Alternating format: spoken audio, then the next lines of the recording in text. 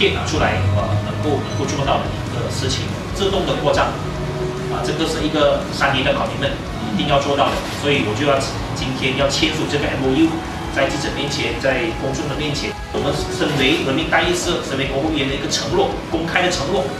所以，如果我们不要一个文化，就是我们宣布了的东西做不到。